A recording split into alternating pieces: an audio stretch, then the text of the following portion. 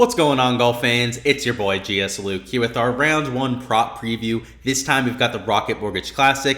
Gonna break down what to expect from Detroit Golf Club, the venue for this week, and then gonna go through the prize picks and underdog board to give you some analysis for what to expect Thursday, as well as a few props that I'll be playing myself. So first off, starting with the golf course, it's one of the easier tracks that we see the entire year. In fact, last year was the 9th easiest course in all the PGA Tour. Played 1.6 shots under par last year. Birdie average, well over 4 birdies. In terms of your driving accuracy and greens regulation, you can see both of those percentages were slightly higher than what we're used to seeing. And overall, you need guys that can shoot something like 5-6 under par every single day to go out there and win this event. Now granted, right, scoring average still only minus 1.6. So when we get over there to the prize picks board, the underdog board, realize that, it's definitely an easy golf course, but a lot of the projections at 68, 69 strokes, for example, are asking for quite a bit, right? When you compare it to this minus 1.6 average, it's worth noting that this field in 2022, really ever since it started there in 2019, has never really been the strongest. And this year, believe it or not, actually one of the stronger fields that we've seen up there in Detroit. So this scoring average is likely to improve. It's also worth noting that a lot of the weather in the area, which we're going to deep dive the weather on Thursday here in a second, but in the general, the last week, especially Sunday and Monday in Detroit, it rained a whole lot. In fact, over those 2 days, over 1.5 inches of rain landed up there in the Detroit area, which means that the driving accuracy, the green and regulation percentages, and likely the scoring average are all going to improve this year, which means close to a 2 under par scoring average, I think, is in play. Close to maybe a 75% green and regulation, and maybe even a 65% driving accuracy percentage. So that's something to keep an eye on. In terms of past years, 2021, it played slightly harder, right? 1.45 under par. Very similar driving and green and regulation percentages. 2020 actually played a little bit easier, closer to 2 shots under par, which is kind of what I'm expecting this year, maybe even a little bit easier. And then here in 2019, played 1.89 under par. So just wanted to give you guys some of that data before we moved on. Heading over to the weather forecast, a few different forecasts we'll want to look at. So first off is this HRRR model, which is usually the most accurate. I'd say it's the one that I rely on the most. And they're calling for, I would say, substantial wind, not crazy wind, not severe wind in that 20 to 25 mile an hour range, but definitely not ideal pristine conditions where you're going to see sub 10% or sub 10 mile an hour winds for most of the day. We have 20 mile an hour, 19 mile an hour wind gusts. You can see 12 to 14 miles an hour for much of the rest of the day. So it looks like the sustained winds are going to be higher in the afternoon. It's going to be a little bit gusty early in the day as well. You take a look at this NAM model, which I would say is the second most accurate. They do think it'll be a little bit calmer, especially towards the beginning half of the day. But once again, when you get there towards midday, towards the afternoon, the sustained winds go closer to like 10 miles an hour plus, and then your wind gusts also go up about 5-6 miles an hour as well. So I think you're going to see this course is an easy course, right? It's going to play soft, but rather than something like a 2.5, 3 under par scoring average, I think you're probably going to see close to a 2, maybe slightly worse than a 2 under par scoring average. Out of the 4 days, Thursday might actually be one of the more difficult days, especially considering you're going to have a lot of the scrubs, right, that are going to miss the cut after Friday. I'm still playing on a Thursday. Pin locations are probably going to be pretty standard operating procedure out there for Thursday. So when we're looking at the prop board, maybe favoring towards the harder end of the spectrum. Worth noting, guys, if you want all my analysis, all the prop stuff I'm posting, all the DFS stuff that I do, check out my Patreon page. That's where I'm always posting all the prize picks, underdog stuff that I'm entering, analysis, averages of the field, all that sort of fun stuff as soon as it comes out, right? So some of these picks get bumped. You see that throughout the week. I'm an underdog. I've had about 15, 16 props that I took over there already bumped to this point. So if you want access to those before that happens, that's the best way to check it out. But to this point, still some props we can take here. So let's hop into the boards. So over here on prize picks, kind of 2 different strategies that I'm going with. So first off, I think if you're going to take a positive stance on a player, it should be for birdies or better. Over here, the scoring average, I'll remind you, was 1.6 under. If I think the scoring average for the field is going to be 2 strokes under par, That means for some of these players on Prize Picks, if we were to take their strokes, for example, right?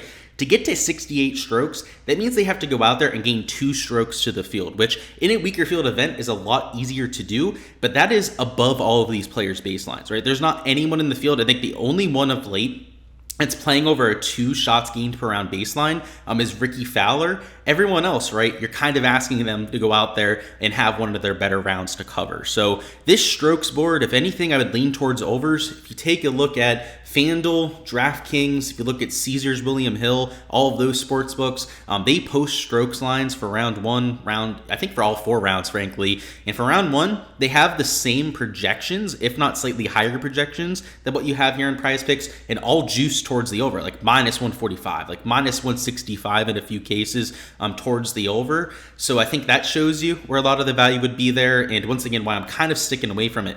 But don't get me wrong, it's an easy golf course, right? So I don't really want to be betting against these top-end players. So what I'm doing here, at least for some of my positive stances, is I'm going with the birdie or better board, right? The average was over 4 birdies last year, and a guy like Ricky Fowler, who's top 10 on tour in terms of birdie percentage, Tom Kim, who's top 30 on tour in birdie percentage, and that's despite not having the best year, are players that I'm willing to get to. So first off with Tom Kim, his first 2 rounds last year, first ever 2 rounds at the Rocket Mortgage, he didn't cover this line. He pushed once and he ended up going under for one of the first 2 rounds. The last 2 rounds, so he still made the cut despite not playing that well, went out there, he made like 8+ birdies in the last 2 rounds. So maybe he found something. He's in decent form coming into this event, but most importantly is in the AM wave. Has a 7:29 tee time. I'll remind you guys, the NEM model especially, right, is calling for much better conditions early in the day. Normally you have more receptive greens early on as well, so I think that'll help. And then from the sustained and the wind gust perspective, we know that they're going to be in slightly better conditions early on too. So I like that for him. Ricky Fowler, I mentioned it, right? He's the player coming in with the best form of anyone in this field. So I also like him over 5 birdies as another AM wave tee time. He's 11 minutes after Tom Kim, so still going off pretty early, which once again, I think is a pretty huge boost there. I prefer these over the strokes board. So last year, right, the birdie average was over 4, but your bogey average was nearly 2.4 as well. So I think a lot of people look at an easy golf course and go, oh, these guys are going to go bogey free all 4 rounds. It's going to be tough to go bogey free. You're going to see a lot of 1, maybe 2 bogey rounds. You're not going to see a ton of guys go out there and make 3, 4 bogeys in a single round, which is, again, why it's such an easy course, right? A lot of golf courses, 3, 4 bogey rounds, pretty common, but you're not going to see a lot of 0 bogey rounds out there. So that's why I think, if anything, the push equity here at 5 for some of these top-end players is where I'm taking my positive stances on Prize Picks. Worth noting that both of these guys are also at 5.5 on Underdog, so you're getting a little bit of built-in value there as well. You can see Tom Kim, 5.5 birdies, and then who was the other one we took? Yeah, Ricky Fowler, right, also 5.5 birdies. All right, the 2 fades I'm taking here, the reason why I'm doing that is we get a boosted payout here. Whether you want to do a flex play, you can get 8x rather than 5x for that, or you can go with the 12.5x power play, whatever you guys would prefer. This 8x flex play kind of seems pretty sweet there. I took the power play version, but again, the flex might be the smarter option. Either way, I like these 2 fades for greens regulation. The average last year was just over 12.9 greens per round. Now, I do think that's going to go up because of the receptive nature of the greens, which might put the average close to like 13, maybe 13.1 greens regulation.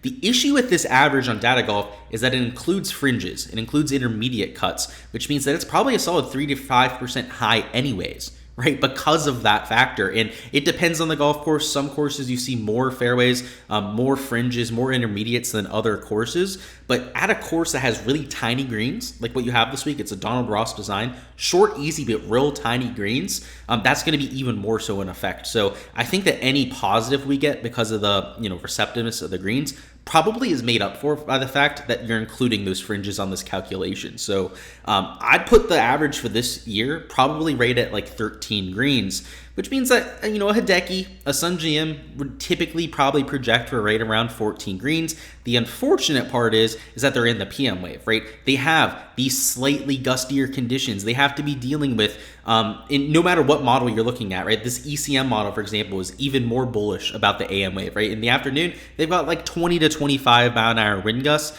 If that happens, getting to 14 greens of regulation is going to be a task and a half. So the reason why I like it the most is you get that extra payout there. If you were to just play these two unders together, which I think are probably even better props than the overs for birdies, you would get a lowered payout though. So that's the unfortunate part. That's why we have to mix in some of these overs to try and get a neutral payout structure. But that's the thinking there on Prize Picks. I think you can take advantage of that correlation. There are guys at 4.5 birdies that I have in a few cards. Like I said, guys, if you want access to all of the picks I'm getting to, check out the Patreon page. It's where you can check it all out, all my exposure, all the reasoning that I'm getting to. But yeah, some AM guys towards the bottom of the board that are probably worth consideration on that end as well. Over here in Underdog, so I originally have Tony Finau over 67 strokes. So that dropped on Monday. As you guys know how I said like almost all the props here in Underdog got bumped. They didn't just get bumped like 0.5. They got bumped 1 to 1.5, sometimes 2 strokes in a few cases. So I've got a much different set of value than what you can get now, which kind of changes up my strategy here. So rather than fading Finau, right? He's at 5 birdies over here. He's at 5.5 on Prize Picks. I don't hate the over now, right? I think that some values opened up. He was at 5.5 just this morning. So, I don't know. He's an AMT time. He's last year's winner at this event. He covered 5 birdies in pretty much, I believe, all 4 rounds last year. I don't think that's crazy to take there. And in fact, if I hadn't already maxed out Tony Finau, this would be a prop card I'd be looking to add, which unfortunately I can't with the way that they have it set up over there. I've already hit my max for Tony Finau. I can't bet on him over or under at this point. But then Keegan Bradley, another player I got at a better number. I got him over 68 strokes, but he's only been bumped 0.5 strokes, which is one of the few only 0.5 bumps on the board. I know Ricky only got bumped like 0.5. I think it might just only be those two that only got the 0.5 bump. He's an AMT time, but he's also coming in off the win, and he's been really milking the win this week. He's been doing all the media. He's been tweeting up a storm for it, which feel good for the guy, right? Go out there, you get a win. It's your second of the year. Celebrate it, especially when it's like your quote-unquote hometown event. But I worry about him going out there and having to shoot 4 under par, right? Over here in Prize Picks, for example, he's at 69 strokes, right? He's 0.5 strokes higher, which I think is a pretty good projection for him. So I don't think you're getting a ton of value at this point. I liked the over 68 a little bit more because we did have that push in our back pocket at 68, but I still think he has a lot of equity to go over here. So if I had to force in anything at this point, it would probably be these two.